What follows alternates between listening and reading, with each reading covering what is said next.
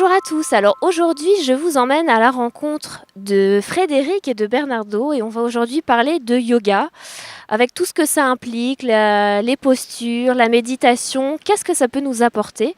Qu'est-ce que le yoga d'une manière très vaguement, d'une manière générale pour introduire un peu nos propos? Pour moi, le yoga, c'est une manière de vivre au quotidien. C'est pas seulement une pratique qu'on peut avoir sur un tapis de yoga, comme on peut s'imaginer d'aller à un cours de yoga. C'est vraiment une philosophie en tant que telle et une manière de vivre où on va bien sûr avoir une partie qui est de pratiquer des exercices de yoga, des asanas, mais également méditer. Mais ça passe aussi par ce qu'on mange, par ce qu'on dit. Donc c'est pour nous avoir une alimentation végétarienne au quotidien et être respectueux, on va dire, d'une manière générale aussi au quotidien, envers soi-même et envers les autres. Ce n'est pas seulement qu'une activité, j'allais dire, qu'on a pendant 1 ou 2 heures, c'est vraiment pour toi tu vois le yoga comme quelque chose de global dans ta vie. Oui, tout à fait. L'idée, c'est vraiment ça, c'est d'essayer de les choses qu'on apprend aussi à travers notre pratique ou les leçons qu'on ressort de notre pratique au quotidien sur le tapis doivent s'appliquer par la suite à notre vie de tous les jours.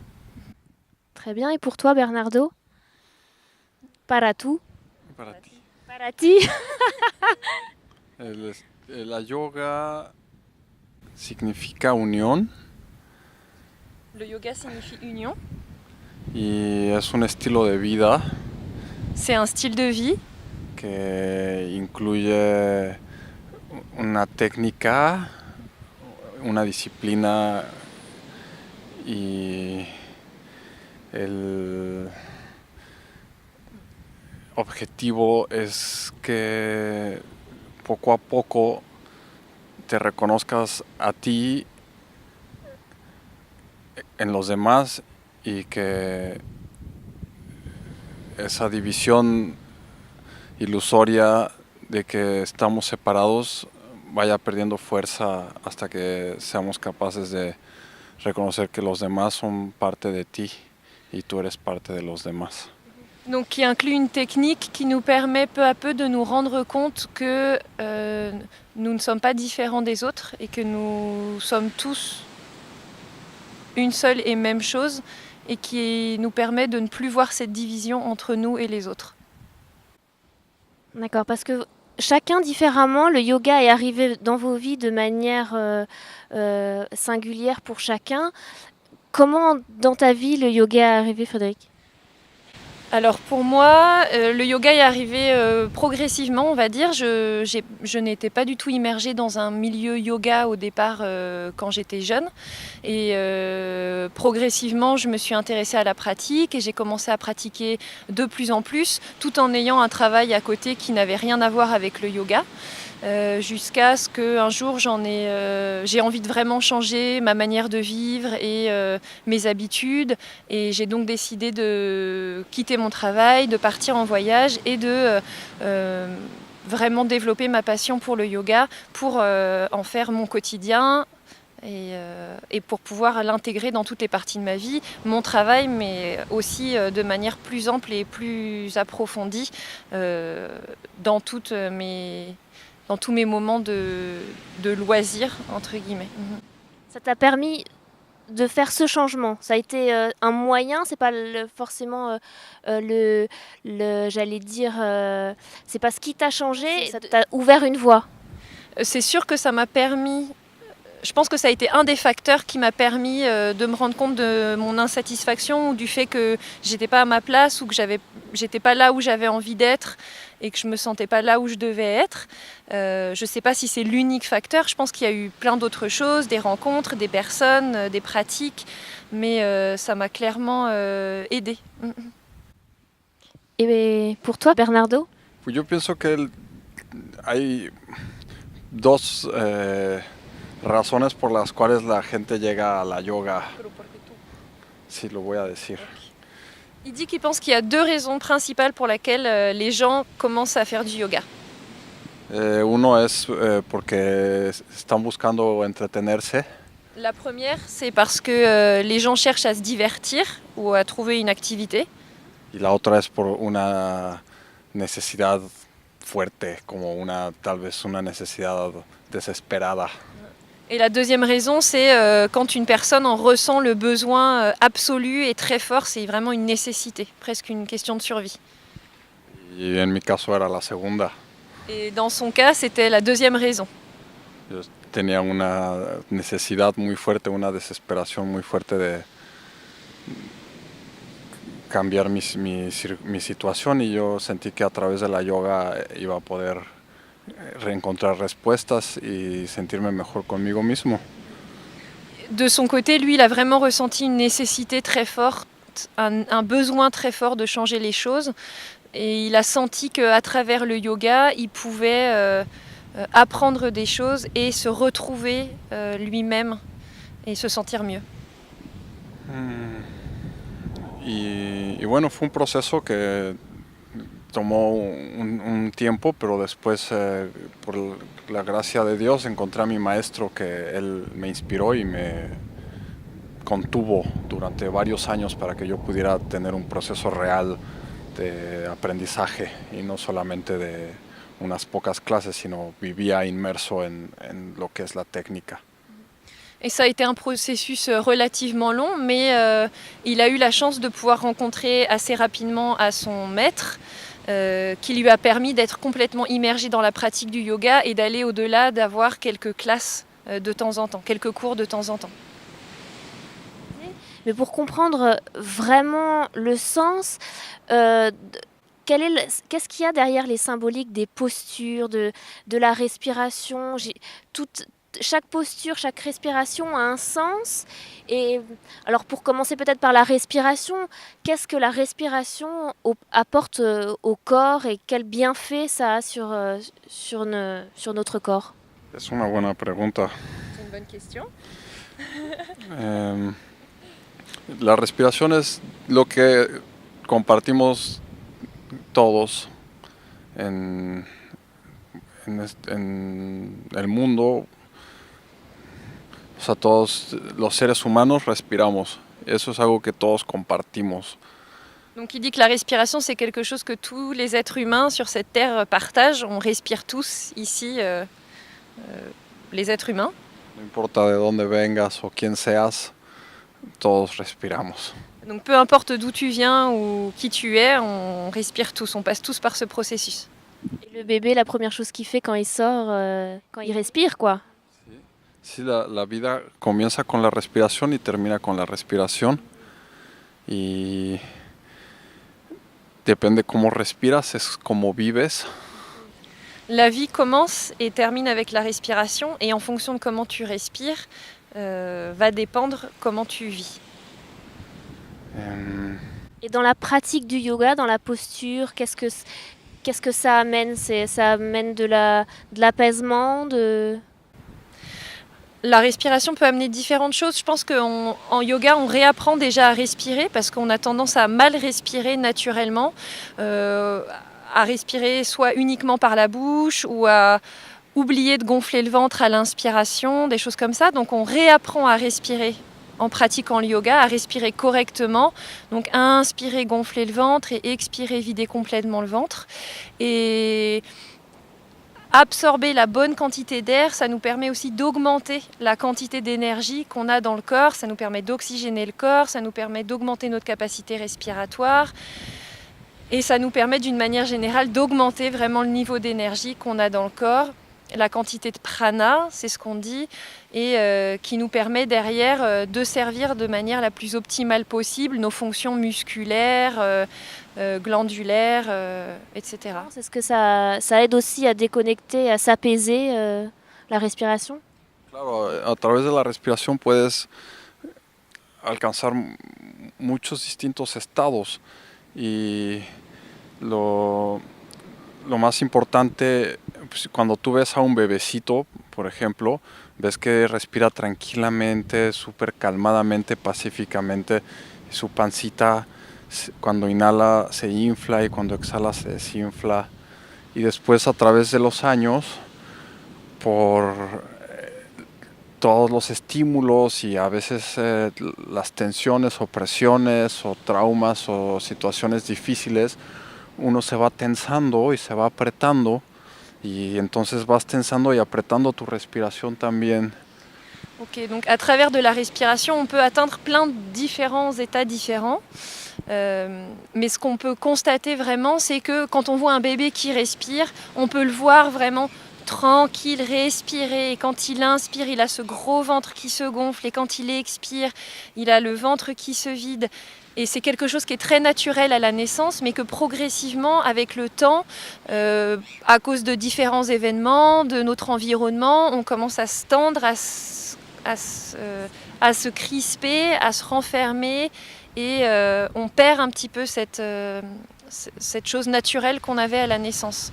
Hasta que ves a la gente y respira bien poquito. O sea, del 100% de la capacidad pulmonar que tenemos, la mayoría de la gente respira tantito.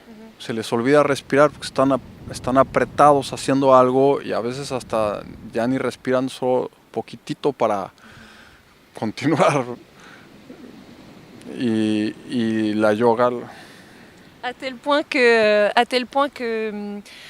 on peut remarquer chez certaines personnes que c'est à peine comme si elles respirent. Elles sont tellement tendues et stressées qu'elles utilisent un pourcentage de leur capacité pulmonaire qui est très très loin du 100% et elles n'utilisent plus que très peu de ce qu'elles pourraient utiliser. Et donc on a moins d'énergie à moins respirer correctement. Et c'est ce que le yoga réapprend. Avec le yoga, ça permet de réapprendre doucement la respiration. El yoga lo que te permite es que otra vez tengas esa sensación de expansión o de libertad. Que Le yoga permet de retrouver cette idée un peu d'expansion et de liberté à travers la respiration. Y, por ejemplo, cuando estamos tristes, cuando un niño llora, es que respira así. ¿No? Es la respiración de la tristeza, o cuando tienes la respiración del enojo, o la respiración de cada emoción, tiene un estilo de respirar y cuando tú estás tranquilo, respiras de una manera distinta. Entonces la yoga lo que hace es una disciplina o una técnica que te recuerda que tú a través de tu yoga, de tu respiración, tienes la capacidad de controlar tus emociones o de ecualizarlas de alguna manera para que si estás en una situación en la que tienes que poner mucha atención, bueno, entonces puedes respirar para desarrollar más atención o concentración, o si lo que quieres es relajarte, puedes hacer una respiración para estar más tranquilo y más relajado, o si necesitas una mayor resistencia física, lo que puedes hacer es una respiración que te va a dar más resistencia a la situación que estás haciendo o al dolor, o hay muchas situaciones en las cuales a través de aplicar tu respiración te puede ayudar a ir a través. Donc, à chaque émotion, finalement, on peut associer un type de respiration spécifique. Donc, par exemple, un enfant qui pleure va avoir une forme de respiration spécifique. Ou quand on s'énerve, on a aussi une certaine manière de respirer qui est plus ou moins commune en fonction des personnes. Donc, de l'émotion, exactement. Ce qui fait qu'à travers la pratique de la discipline qu'est le yoga, on apprend aussi, à travers cette respiration qu'on pratique, on apprend à contrôler ses émotions. Et on apprend à comprendre comment la respiration peut nous aider à changer aussi nos émotions.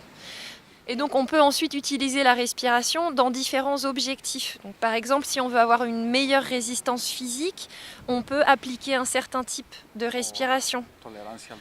Ou si on veut avoir une meilleure tolérance à la douleur, on peut aussi appliquer un certain type de respiration. Una madre que está dando a luz. Donc, il donne l'exemple par exemple d'une femme qui va avoir un bébé et qui est en train d'accoucher. On peut appliquer, et on applique aujourd'hui des techniques de respiration qui permettent de diminuer la douleur ou de mieux tolérer la douleur. D'accord. Et donc, dans la pratique du yoga, est-ce que justement aussi il y a certaines postures qui peuvent être difficiles, qui peuvent être douloureuses, parce qu'on se met dans des positions qui sont peu habituelles. Et donc, du coup, la respiration dans le cas du yoga permet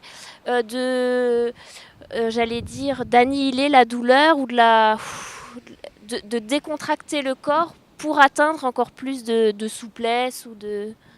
Cada asana o postura de yoga tiene un efecto distinto. O sea, todas las asanas te trabajan el cuerpo, pero el cuerpo es integral. Entonces, claramente que si lo que beneficia a un órgano beneficia a todo el cuerpo, pero cada asana trabaja particularmente en un meridiano o en un aspecto en particular. Okay. Y bueno, perdón. Donc toutes les postures ont des bénéfices directs sur le corps en général, mais c'est vrai aussi que chaque posture apporte des bénéfices spécifiques au niveau d'un organe, d'un méridien. Donc pour chaque posture, on a des bénéfices spécifiques. La respiración lo que hace es que oxigena al cuerpo, fortalece el sistema nervioso y ayuda a sostener la postura, es cierto, y también ayuda a que el beneficio circule a través de todo el cuerpo.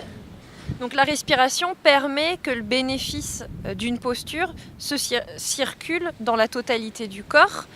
Et également au travers, il permet bien sûr d'oxygéner la totalité du corps, il permet aussi de mieux résister dans la posture, de pouvoir tenir plus longtemps parce qu'on envoie de l'air dans les parties du corps que l'on stimule plus fortement dans une posture particulière.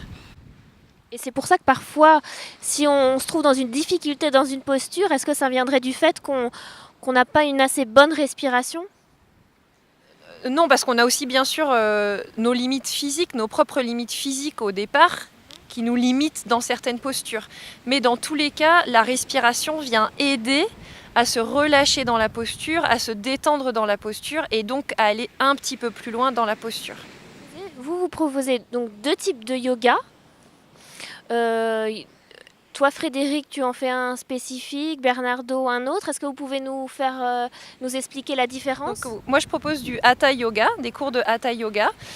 Le Hatha Yoga, je pense que c'est l'idée un petit peu qu'on a du yoga quand on est occidental et qu'on a envie de se mettre au yoga. Donc c'est un yoga très postural avec tout le travail donc, des postures, avec toutes ces postures qui ont des noms différents, qui viennent travailler des choses différentes. Donc c'est un yoga assez physique dans lequel on tient les postures pendant relativement longtemps. Et au-delà de ce travail de posture, on travaille également toujours un exercice de respiration, puisque comme on l'a expliqué avant, c'est vraiment fondamental de travailler également la respiration pour apprendre à respirer correctement et ensuite pour pouvoir respirer correctement dans les postures pour avoir le meilleur bénéfice possible quand on pratique les postures. Et on termine par une relaxation et par une méditation également, puisque la pratique des postures et des asanas, c'est quelque chose qu'on peut dire qui donne énormément d'énergie, qui est une pratique très solaire, qui donne beaucoup d'énergie. Et la méditation, par la suite, permet, elle, de se poser, après tous ces efforts et tous ces mouvements, de se poser. C'est une pratique un peu plus lunaire, on va dire, qui permet aussi d'être plus dans l'introversion, après cette partie plus extravertie, de faire des mouvements et travailler les postures. Et peut-être pour nous expliquer qu'est-ce que c'est que l'asana ? Donc, asana, ça veut dire posture stable et confortable. Donc, c'est une posture. Donc, il y en a plein qui ont différents noms. Donc, par exemple, le chien tête en bas, ou le chameau, ou la langouste. Chacune est un asana, donc une posture stable et confortable. D'accord. Et donc, Bernardo propose un autre type de yoga ? Pues es una pregunta interesante, no es tan cortita, porque realmente Hatha Yoga y Kundalini Yoga tienen el mismo propósito.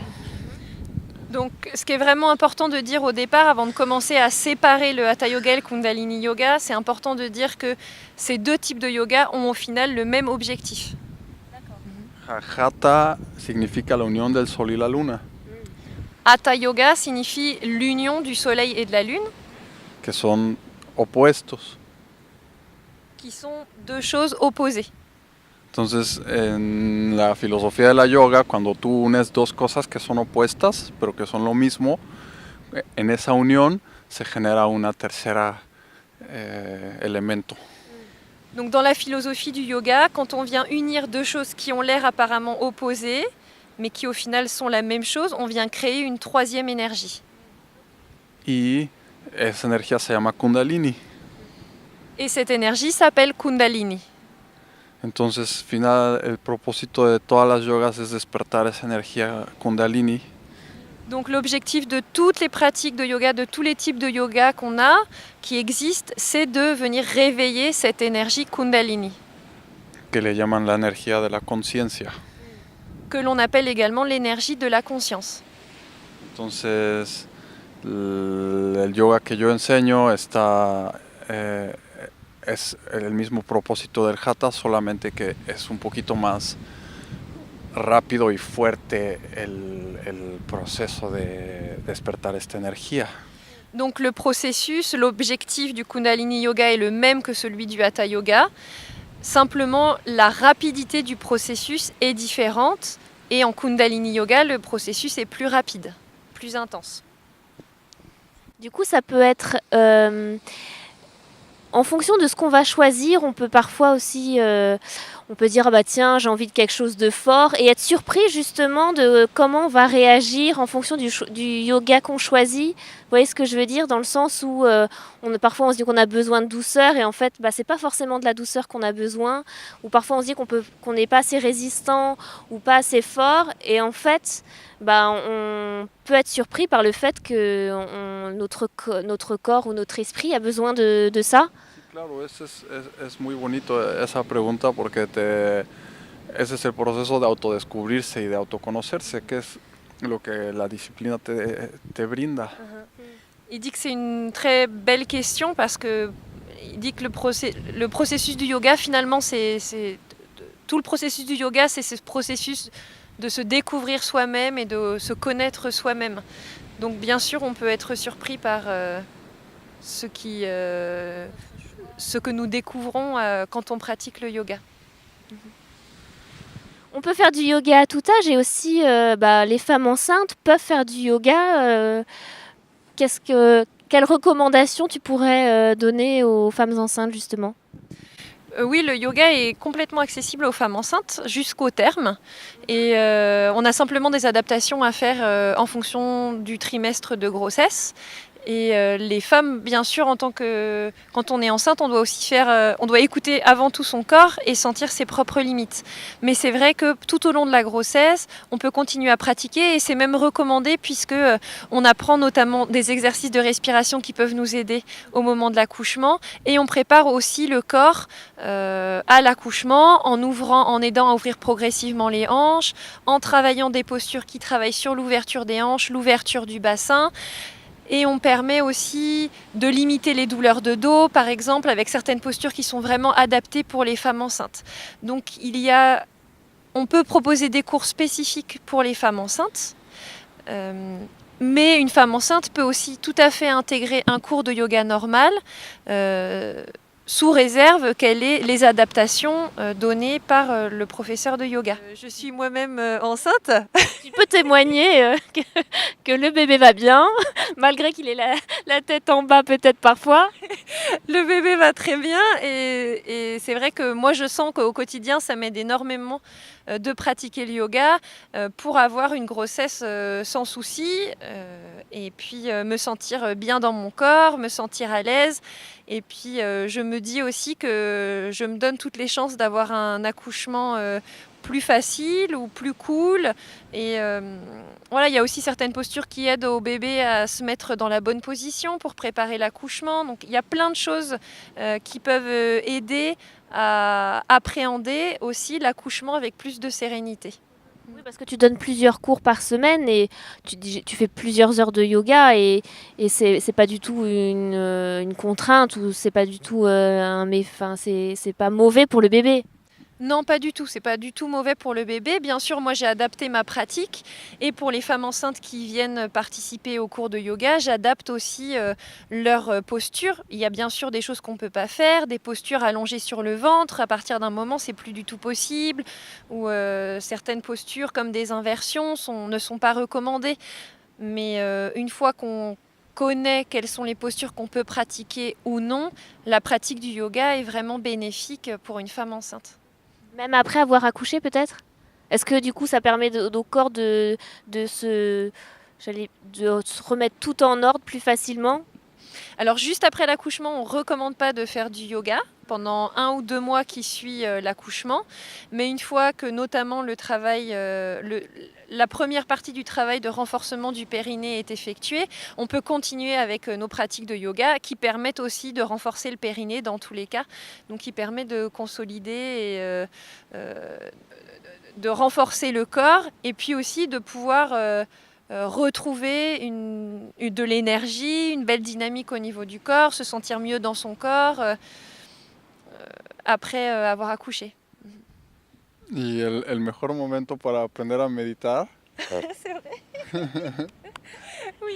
Et le meilleur moment pour commencer à méditer, c'est vraiment la grossesse, parce que je pense que la grossesse, avec tous ces changements au niveau hormonaux, amène quelque chose qui fait que c'est beaucoup plus facile de méditer et que les pratiques méditatives sont très belles. Et aussi d'avoir un bébé à l'intérieur de son ventre, méditer permet de rentrer en contact avec le bébé. On est beaucoup plus au fait de ses sensations, on ressent beaucoup mieux les choses. Donc c'est une merveilleuse occasion de rentrer directement en contact avec son bébé. Et les pratiques méditatives sont pour moi aussi beaucoup plus profondes, beaucoup plus belles. C'est super. Oui. Y además, el mejor momento para aprender a meditar es en la pancita de tu mamá. Oui. Si tu mamá medita, cuando tú estás en la pancita, tú estás meditando también. Et il dit aussi que le meilleur moment pour commencer à apprendre à méditer, c'est quand on est dans le ventre de sa mère. Donc pour le petit bébé qui est à l'intérieur du ventre, c'est une très belle manière de commencer sa vie. Il va arriver sur Terre avec déjà tout zen, avec une belle expérience de pratique de méditation. Et tu as vraiment vu une différence toi au moment où t'as été enceinte? Pour ma pratique de méditation, oui, ça a été complètement incroyable pour moi de voir la différence. Pour moi, c'est beaucoup plus facile de rentrer en état méditatif. Je ressors de mes méditations, je sens vraiment que je me sens très bien, ça a un impact vraiment durable. J'ai l'impression aussi que quand je commence à réussir à me concentrer dans ma méditation, je sens exactement où est-ce que je travaille et ce qui se passe. Donc j'ai vraiment l'impression que on a une sensibilité qui se développe vraiment quand on est enceinte, et de pratiquer, de méditer en étant enceinte, ça permet vraiment d'avoir des expériences magiques. Et est-ce que tu as ressenti, peut-être ma question est un peu bizarre, mais est-ce que tu as senti qu'il te communiquait des choses? Je pense que à partir d'un certain moment dans la grossesse, on sent que son bébé nous communique des choses dans tous les cas, mais d'être dans cet espace de silence, d'introspection, quand on médite, ça permet de se sentir directement connecté au bébé. Et il y a aussi des méditations qui sont spécifiquement adaptées pour les femmes enceintes et qui ont des objectifs spécifiques en relation avec le bébé. Donc forcément, quand on a le bébé dans le ventre, ça nous parle beaucoup et on met une intention très forte pour que la méditation soit efficace et la communication avec le bébé est là. Et on sent, voilà, maintenant moi je sens le bébé bouger beaucoup, mais quand je médite, je le sens vraiment beaucoup bouger, je me sens très connectée. Et toi Bernardo, est-ce que tu as vu Frédérique changer, ou est-ce que tu as vu qu'il y avait quelque chose en elle qui s'est épanouie, ou je sais pas? Claro, cada día es más hermosa y cada día es más radiante. Il dit que chaque jour je suis plus belle et plus radieuse. C'est magnifique ça. Y sí, bueno, es muy bonito el proceso de meditación. y Frederick es una mujer muy disciplinada, entonces lo hace con mucho gusto, naturalmente lo hace con gusto. Y pienso que eso es muy importante. Pienso que es muy beneficioso para el bebito y para ella la práctica de la yoga y de la meditación, sin duda. Donc, il pense que sans aucun doute, la pratique de la méditation est très bénéfique pour moi et pour le bébé. Mhm. Et peut-être qu'en méditant tous les deux, est-ce que toi aussi tu arrives à, à transmettre quelque chose au bébé? Yo pienso que sí, sin duda. Es como la meditación te permite un tipo de comunicación muy sutil. Y entonces hay una comunicación sutil entre nosotros todo el tiempo, y entre el bebito y digo, esa comunicación se sostiene todo el tiempo, pero cuando estás meditando te abres a ella y puedes experimentarla más en profundidad. Il dit qu'il pense que oui, et que la méditation, ça permet de rentrer dans des moyens de communication très subtils. Et même si au quotidien, en dehors de la méditation, il peut déjà rentrer en contact avec le bébé, c'est une autre échelle, un autre niveau de communication avec la méditation.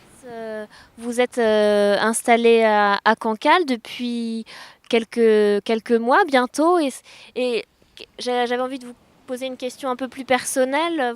Le choix que vous avez fait de vous installer ici et de faire tous les deux du yoga, le sens que ça a pour vous, qu'est-ce que ça, le sens que ça a votre activité ensemble de faire du yoga ici? Pues la yoga para mí es mi pasión. Bueno, tengo poquitas pasiones y la yoga abarca mucho de lo que es la pasión para mí. Donc le yoga, c'est une vraie passion pour moi. J'ai peu de passion dans la vie et le yoga, c'est vraiment la passion qui prend le plus de moi-même, de temps, c'est la passion la plus forte. Entonces, lo que más nos gusta y poder vivir compartiendo lo que más te gusta hacer es un privilegio que queremos compartir.